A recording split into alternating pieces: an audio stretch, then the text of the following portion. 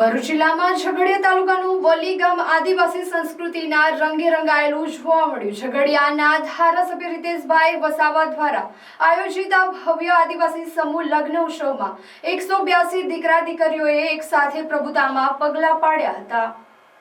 પ્રકૃતિના ખોળે અને આદિવાસી રીત રિવાજો સાથે યોજાયેલા લગ્ન ઉત્સવે સમગ્ર પંથકમાં આકર્ષણ જમાવ્યું હતું. છેલ્લા 2 દિવસથી વલી મુકામે ચાલી રહેલા મહોત્સવનો આજે મુખ્ય દિવસ હતો. ગઈકાલે મંડપ મુહૂર્ત અને રાત્રે પરંપરાગત નાચગાન બાદ આજે સવારથી જ લગ્નનો માહોલ જામ્યો હતો. સવારે હળદર વિધિ બાદ 182 વરરાજાઓનો ભવ્ય વરઘોડો નીકળ્યો હતો. આદિવાસી ઢોલ નગારા અને વાજિંદ્રોના તાલે યુવાનો અને વડીલો ઝૂમી ઉઠ્યા હતા. બપોરે શાસ્ત્રોક અને આદિવાસી પરંપરા મુજબ લગ્ન વિધિ સંપન્ન થઈ હતી. ધારાસભ્ય રીતેશભાઈ વસાવાના નિવાસ સ્થાને આયોજિત આ કાર્યક્રમમાં હજારોની સંખ્યામાં લોકો ઉમટી પડ્યા હતા. તમામ નવ દંપતીઓને કર્યાવર રૂપે જીવન જરૂરિયાત ચીજ વસ્તુઓની પણ ભેટ આપવામાં આવી હતી. સાંજે કન્યા વિદાય વેળાએ ભાવુક દ્રશ્યો પણ સર્જાયા હતા.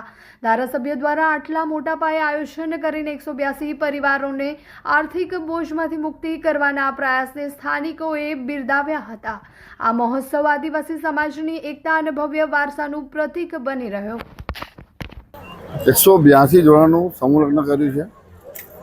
એની અંદર ખૂબ મોટી સંખ્યામાં આદિવાસી ભાઈઓ બહેનો અને દીકરી દીકરાઓનું આજે અમે સમૂહ લગ્ન કર્યું છે.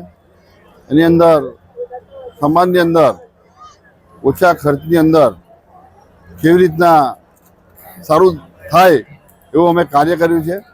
અને એની અંદર ઝઘડિયા વિધાનસભાની અંદર અમારા મિત્ર મંડળો સાથે મળીને આ એક સુંદર પ્રકારનું શુભ કાર્ય કર્યું છે. અને સૌનો ખૂબ ખૂબ આભાર માનું છું. 182 જોડા જે દીકરા દીકરીઓની અંદર અમુક દીકરા દીકરીઓને મા બાપ પણ નહોતા. આવનાર સમયની અંદર હવે પછી અમે દીકરા દીકરીઓના મા બાપ ના હોય એ જોડાવાના આવતા વર્ષે અમે સમૂહ લગ્ન કરીશું સૌ સાથે મળીને. અસ્તુ.